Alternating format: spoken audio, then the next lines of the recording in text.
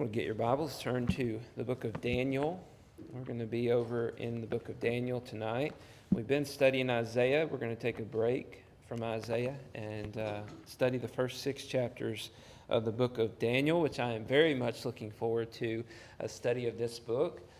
This is one of those books that the first time you study it and dig into it, you're just blown away by the amount of application, a lot like the book of James that we just concluded. There's a number of messages in it for us today that are very interesting as we consider how old this is. This is Old Testament. This is a long time ago, and yet the story that we read as we look into this book is just full of applications for us today. So I'm looking forward to our study together as we consider the life of Daniel and the situations that he's put in. Now, we could go all the way through the book of Daniel, but in the second half it gets a little sticky, and we'll save that for another time, maybe whenever we're a little bit more advanced than later on.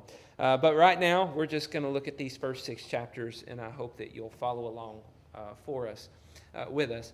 Imagine for just a moment being a young man, not much older than a boy, being taken away from the familiar, taken away from family, friends, from the homeland that you had grown so accustomed to all your life, and not that this was something planned for all your life you've been preparing for, but that all of a sudden, one day, it was thrown upon you that you were going to be taken away from everyone and everything that you know, and you're going to be put into a different place that's full of different people and speaking different languages and having different religious practices and different ways of morality and things of that nature. Imagine yourself being thrown into that kind of a situation.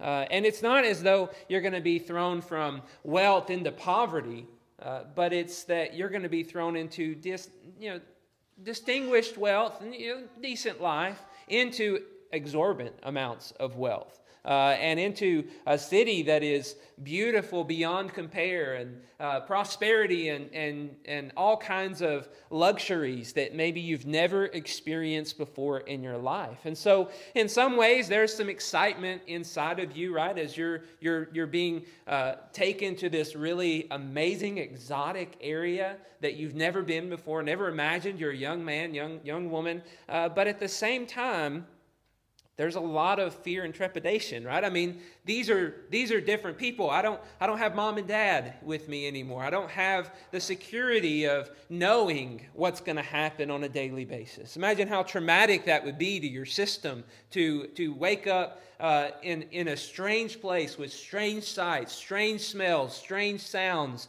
every day. And that is a little bit of the picture of what we're studying about today. It says in verse 1 of Daniel 1, "In the 3rd year of the reign of Jehoiakim, king of Judah, Nebuchadnezzar, king of Babylon, came to Jerusalem and besieged it.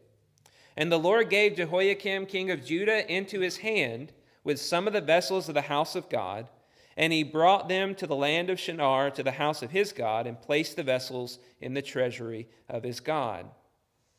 Then the king commanded Ashpenaz, the chief eunuch, to bring some of the people of Israel, both of the royal family and of the nobility, youths without blemish, of good appearance and skillful in all wisdom, endowed with knowledge, understanding, learning, and competent to stand in the king's palace, and to teach them the literature and language of the Chaldeans."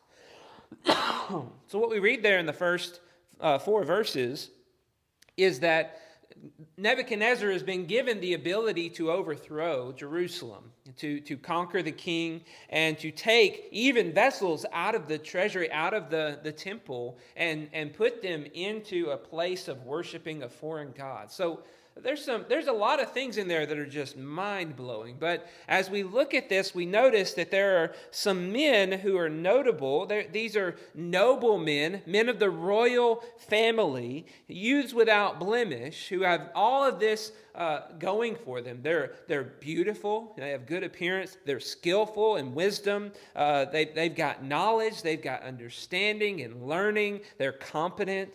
I mean, these are the cream of the crop. These guys had everything going for them. In Jerusalem, they would have been at the very top of all the people and the high officials as if they would have just been allowed to live out their lives there. This is the best of the best. And Nebuchadnezzar has decided to take them for himself and bring them into the city of Babylon, where they will serve at the king's palace. And they will be given literature and the language of the Chaldeans. They will be educated with the education system of the Babylonians. So everything is changing for these guys. Everything. And the king Nebuchadnezzar has been given the power and the authority and the ability to do this to them. Against their will. They didn't volunteer for this. This isn't an apprenticeship or an internship. This is forced slavery, essentially, that's taking place in Babylon. And as we read this, we notice some very interesting things happen in the first chapter. Notice, first of all, we saw that they were told, you're going to learn about our literature. You're going to learn about our language. You're going to understand, what we do and who we are and why we do the things that we do. That's very interesting. But continue reading. Verse 5, it says, the king assigned them a daily portion of the food that the king ate and the wine that he drank. They were to be educated for 3 years, and at the end of that time, they were to stand before the king. Among these were Daniel, Hananiah, Mishael, and Azariah of the tribe of Judah. And the chief of the eunuchs gave them names. Daniel he called Belteshazzar. Hananiah he called Shadrach. Mishael he called Meshach. And Azariah he called Abednego. As you read through that, you see that there is a little bit more going on than just transferring and transitioning over to Babylon. There is a desire of the king to assimilate them, to bring them in and make them Babylonians. That he has this kind of a strategy in his mind to craft their identity. Did you notice their names are going to be changed? Their names, which would speak to their God, speak to the greatness of their God and how God has blessed them and how God is their strength and all of these kinds of ideas, is going to be replaced with names that point to the Babylonian gods. And the king has this in mind, that he's going to educate them for 3 years. For 3 years, they're going to be indoctrinated with all of the truths of Babylon, so that they believe what the Babylonians believe, so that they observe what the Babylonians observe, so that they hold to the practices of the Babylonians, and they submit themselves to the laws of the Babylonians.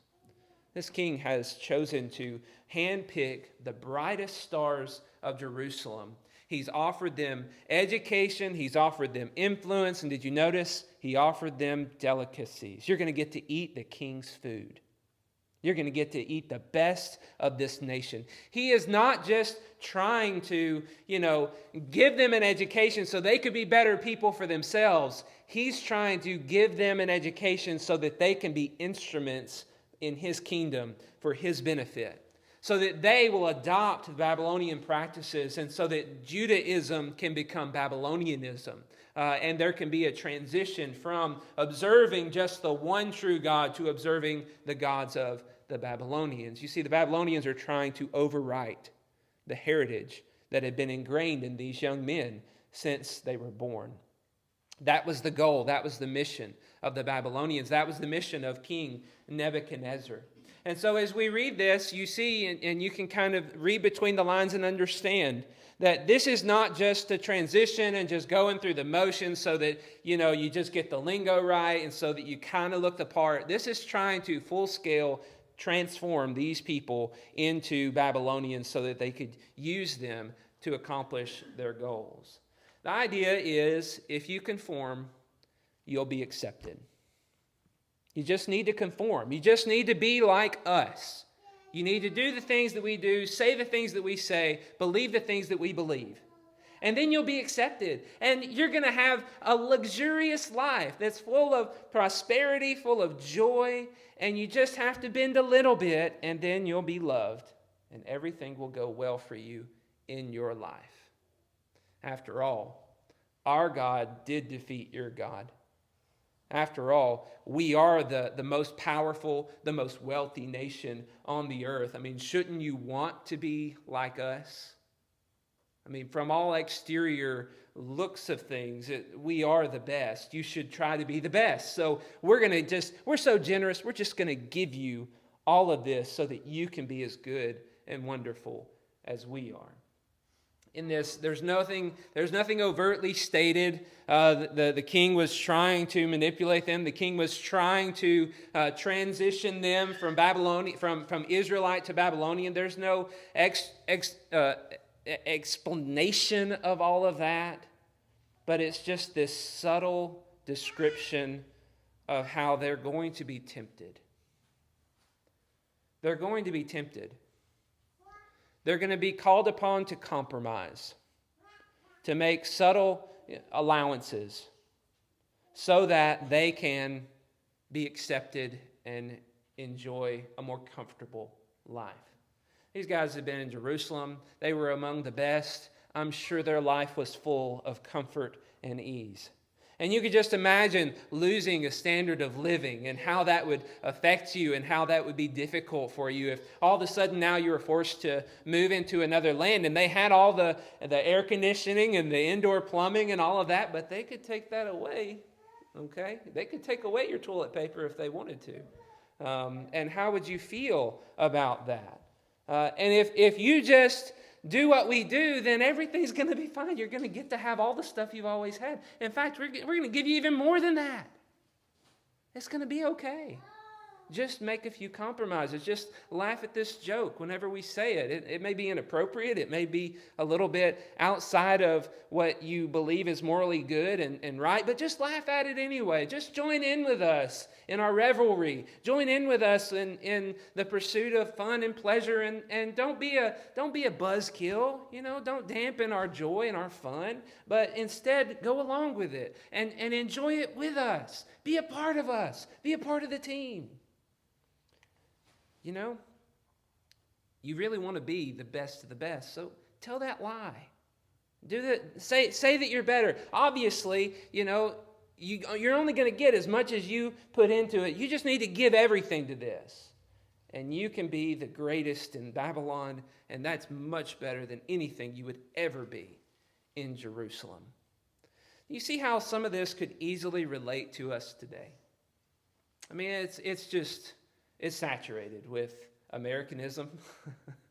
The idea that, you need to pursue that comfort, okay? That comfort is the most important thing. You can't let it go, okay? And as long as you conform and as long as you agree to all the things that we're trying to get you to agree to, you're going to receive that comfort. You might have to give up some integrity. You might have to let go of holding on to things that you think are really important and really valuable, but it's all going to be worth it. You just need to give in. You'll keep your job if you say this is okay. You'll keep your job if you don't say this is wrong. We all have different instances, different things in our lives. It's hard for me to create all the examples of all the situations that you're going to go through as you go to school or as you go to work or as you just deal with neighbors around you. We all have those situations where there's a comfortable route, but that route has compromises. That route is going to make it to where we look more like the world than we look like a follower of Christ. And so there is a pressure that's being put on us in our lives in some way to conform, to be like everybody else. What is your pressure point? What are those people around you that are in the world and that are of the world trying to push you to do? And what are they hoping that you'll allow them to do without any kind of statement or without any kind of apprehension in yourself? What are they hoping you'll join with them in so that they can feel like that sin is okay? And how are you going to respond to that opportunity that's given to you to say no? As you continue reading, we learn about these men, Daniel, Hananiah, Mishael, and Azariah, of the tribe of Judah, of the kingly tribe. standing up for what they believe. Look at verse 8. But Daniel resolved that he would not defile himself with the king's food, or with the wine that he drank. Therefore he asked the chief of the eunuchs to allow him not to defile himself. And God gave Daniel favor and compassion in the sight of the chief of eunuchs. And the chief of the eunuchs said to Daniel, I fear the Lord the king, who assigned your food and your drink. For why should he see that you were in worse condition than the youths who were of your own age? So you would endanger my head with the king. Then Daniel said to the steward, whom the chief of the eunuchs had assigned over Daniel, Hananiah, Mishael, and Azariah, test your servants for 10 days. Let us be given vegetables to eat and water to drink. Then let our appearance and the appearance of the youths who eat at the king's food be observed by you, and deal with your servants according to what you see. So he listened to them in this matter and tested them for 10 days. And at the end of 10 days, it was seen that they were better in appearance and fatter in flesh than all the youths who ate the king's food. So the steward took away their food and the wine that they were to drink and gave them vegetables. Notice here that there's just these guys who have been coming out of the Jewish nation. They know that food is not okay. And it says Daniel resolved that he would not defile himself. And so he doesn't pitch a fit. He doesn't get angry. He doesn't rebel. He doesn't condemn everybody and say, you guys are a bunch of idolaters. I'm not doing that. But he asks not to eat the food that would defile him. Why did he do that? Because he was committed. He didn't just on a whim decide, we don't usually eat that in Judah. I don't think I want to eat that. I think I'm just going to say no. Okay? You don't say no to the king's eunuch in this foreign place as they're trying to give you all these things. You don't do it flippantly. You don't just say, oh, no, I'm good. You think that through. And he made the decision not to eat, and he said, I'd rather not, because he was committed to God. They changed his name. They filled his head with all kinds of indoctrination. They taught him about how the Babylonian gods are the great gods, and that's how Babylon's become this great nation, and all this kind of fluff, and your God's nothing. They pumped him full of it. Propaganda all the time. And still, he had a commitment to the one true God of Israel. The God who had allowed him to be taken away in slavery. That's the amazing thing about this, isn't it? He has decided within himself to be committed to the God who didn't seem to be committed to him at the moment. He had decided not to defile himself. And he said, I don't want my body to be defiled. He says, my body's not mine. It belongs to God. And I'm not going to let it be defiled. I'm not going to let God's body be defiled. He had that kind of recognition. He didn't say, oh, yeah, it's my body. I'll do whatever I want. I'm so glad, a young guy. I'm so glad to be throwing off the reins of the heavy yoke of my parents telling me all these rules and all these things to do. He didn't have that attitude at all. He had a relationship with God that was rooted in his own faith, not in the faith of his parents. Here he is in a foreign place, completely able to do whatever he wants, and yet he chooses to do what he knows is really right. He chooses to do what is against the culture around him. All the other guys around him were some of the best of the best, I'm sure, from all kinds of different nations. Some of the most beautiful specimens with the most knowledge and the most wisdom, and I mean, guys who really just wanted it, and they were enjoying all of these things, and they weren't causing a stink. They weren't, messing up anything, going against the grain. And he said, I'm not going to do it. And that probably would have been one of the most uncomfortable conversations that he had had in his life up to this point. Think about how uncomfortable that would be to say, I don't want to eat this. To go against and to be disagreeable whenever people are pressuring you is hard, but he chose to go against. He chose to do what was hard because it was right, instead of doing the wrong thing, which would have been really, really easy. He chose the discipline of self-control. You know, in our lives, a lot of us are struggling with self-control. We have all kinds of things that are pulling at us and trying to give us dopamine hits so that we're constantly trying to do things to just satisfy our urges and desires and things like that. And we need self-control. We need discipline.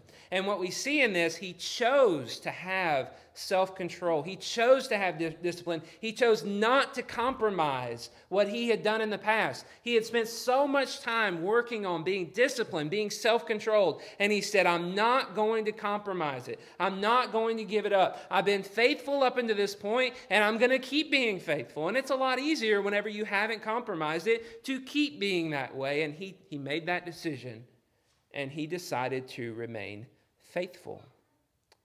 But I know that those desires were pulling at him, of course, like everybody else, like every other young guy, just wanting to try it, just wanting to experiment, wondering what it would be like. Is it as good as these guys around me are claiming it is? But he had enough discipline in himself to resist the temptations, to resist the urge, because he loved the promises of God. He loved the relationship with God more than he loved this world. You see in this that discipline is a choice that we all have to make to master our desires. The desires within us to conform, the desires within us to take the easy way, to do the easy thing, even though it's wrong, has to be mastered, has to be overtaken. We have to be the master of it, and we have to overthrow the temptation and have power over it. We have to make the choice to do that. And that's within us, to make that choice. God is going to help us with that. And that's what he promises to us. As we go through life, we are a lot like Daniel, with Babylon constantly trying to reshape us, to change us into the image of who it is. Right? The image of a Babylonian, trying to make us more like them. And so we're constantly being told that you're going to find your worth in all of the wealth that you accumulate. That's the message of our society. Your worth is in your wealth. Your truth is in the trends that we've set and that we're presenting to you. That's your truth.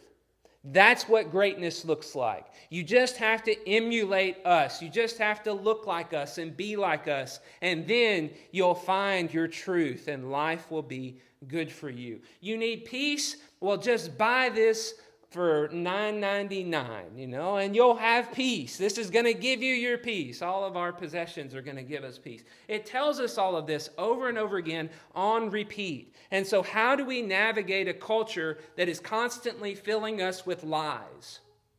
Just like Daniel had a culture constantly filling him with lies.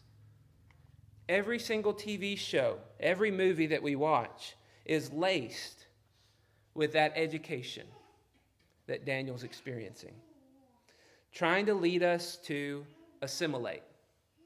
Trying to lead us to conform. To be okay with what they say is okay. And to go against the things that God says we need to be for. The things that God has told us to pursue. To keep our mouths shut whenever an opportunity comes to speak the truth. And to keep our mouths shut whenever we have an opportunity to help people. Sorry. We're fed a steady diet of consumerism. And that is what the world around us wants us to believe in. So we have to learn how to navigate this. We have to learn how to choose correctly and to be disciplined, just like Daniel. We have to choose self-discipline. We have to know what our identity is. Who are you? What is your mission? You see, the attack of the Babylonians is an attack on the mind. It's an attack on the heart. It's saying, you're not a follower of God. You're not an Israelite. That God is no good. That God is not for you. That God's not real. He's not good. He's against you. That's what we're constantly being bombarded with. And you don't want to follow him, and you don't want to be for him, and you don't want to do his work.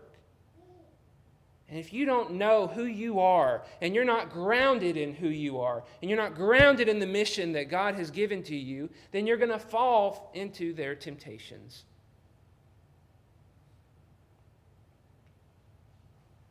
If you want to navigate Babylon, you have to decide, how far am I going to go to maintain purity?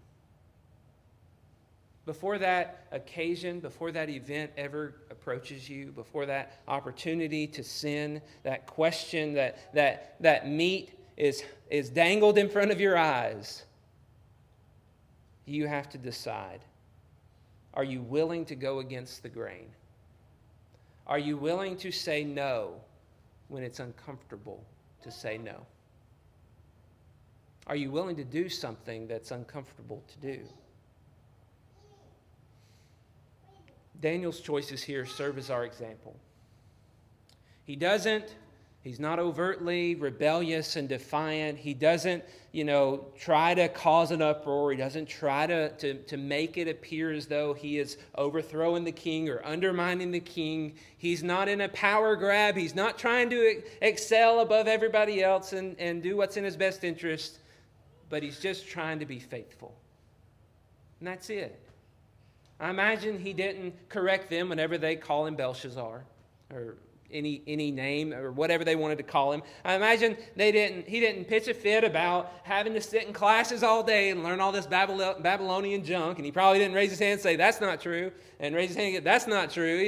He's not causing all kinds of problems for everybody. He knows he's in a situation where he must submit to their authority, but at the same time, his heart is protected.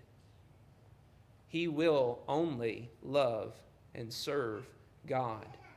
He will not bow down to the idols, and he will not eat their food that is offered to idols. When the world around us seeks to disorient us, we must also choose. There are some things we can make concessions for. It's no big deal.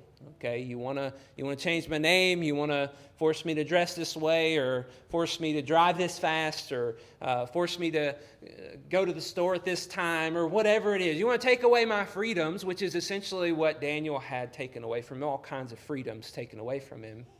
You want to take away those freedoms, they're yours. But there's some things that I won't change. And that's what we have to decide on. That's what Daniel decided on in his heart. There's some things that I will not give up on. I'm going to hold to this no matter what. There are laws of God that I hold of extremely high importance and value in my conscience and my heart, that if I go against those, then I'm defying and rebelling against God, and I will not do that. And we see the apostles do this in the New Testament. They say, whether it's right in the sight of God to obey man or God, you decide. But as for us, we're going to serve God. We're going to keep doing the things that God has told us to do. And that is rebellion. That is defiance against the authority. But it's not a desire to rebel. It's in a situation where I have to rebel.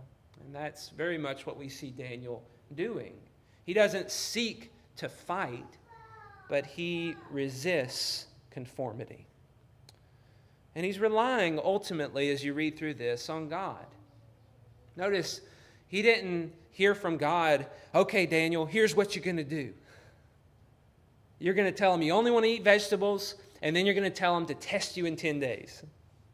Daniel never heard that message that we're told. He just decided, I'm going to be faithful. And he didn't say, okay, if 10 days we're not any fatter, then I'll eat the food. But he said, just test me in 10 days and see how it goes. Knowing that God could take vegetables and make him appear better than everybody else. So Daniel is seeking God as he is in Babylon, and he finds him. It would have been real easy for him to give up on God. We talked about that. It would have been real easy for him to say, God, you've abandoned me, and I'm in the darkness now. I'm in the valley of the shadow of death, and I don't see you or hear you or feel you, and I don't know that you're here, so I'm just going to give up on you. But he doesn't give up on God. And God hasn't left him. As you continue reading, notice verse 17. We saw already that after 10 days, it was seen they were better in appearance and fatter than everybody else. But in verse 17, as these four youths, God gave them learning and skill in all literature and wisdom. And Daniel had understanding in all visions and dreams. At the end of the time, when the king had commanded that they should be brought in, the chief of the eunuchs brought them in before Nebuchadnezzar, and the king spoke with them, and among all of them, none was found like Daniel, Hananiah, Mishael, and Azariah. Therefore they stood before the king, and in every matter of wisdom and understanding about which the king inquired of them, he found them 10 times better than all the magicians and enchanters that were in all his kingdom. And Daniel was there until the first year of King Cyrus. Notice Daniel had decided he's going to be faithful, and God was with him all along the way. God didn't just make him healthy and fat in the appearance of the eunuch, but God also gave him wisdom, that he and his friends were 10 times better than everybody else. And the scripture clearly tells us God gave that to Daniel. God gave him that. God has the ability to work inside of us to provide us with wisdom and knowledge and understanding. Do you believe that? You pray for me to have ready recollection. I hope you believe that. God has the power, the ability to work inside to create a more knowledgeable, more understanding person. If you've risen to the top, then who's the one that gave you that ability? Well, God did. And why did he do that? Well, much like Daniel, those who have that higher position, that higher role, have greater opportunity for helping other people to see the light. And as God was with Daniel, he promises he'll be with us. He'll be empowering us. He'll be rewarding us. And he's going to be stronger than the Babylonians. He's going to be stronger than them. They're the oppressors, right? They're the ones who control and dictate everything that these guys do. And yet God, as we study through the book of Daniel, is going to demonstrate they're not in control, really. And by the end of Daniel's life, he really understands this. He says some really bold things to kings because he knows God can crush them. And he does. He crushes them in an instant. They're gone. So God is always with Daniel. He's always providing for Daniel. Daniel recognizes that, and he uses that for God's glory.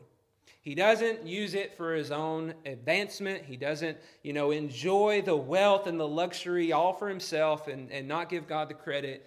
As we read through this, we're going to see he is solely focused on God. He's relied on God's faithfulness, and he turns to God to proclaim his excellencies to all the men whom he's around. And I think there's so much in that for us. Are we relying on God's faithfulness? Are we believing in his promises that he'll be with us, that he'll help us along life's way as we turn to him in those moments of difficulty, of uncomfortableness?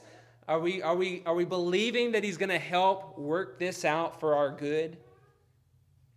Even if we're in a state of oppression, even if we're in a state of disarray because everything's fallen apart around us, are we going to put our trust in him and believe that he can bring us out of it?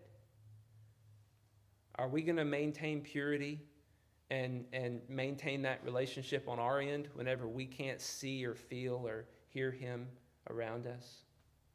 We have to make that decision. You see, Daniel here is really interesting. He's not a David. You got David and Goliath, and man, it's just so easy to love David, right? I mean, he's a warrior. He's going out there, a little man with a sling, and he knocks a big hole in Goliath's head, and he cuts his head off, and we're like, wow, man, that's my hero. But what does Daniel do?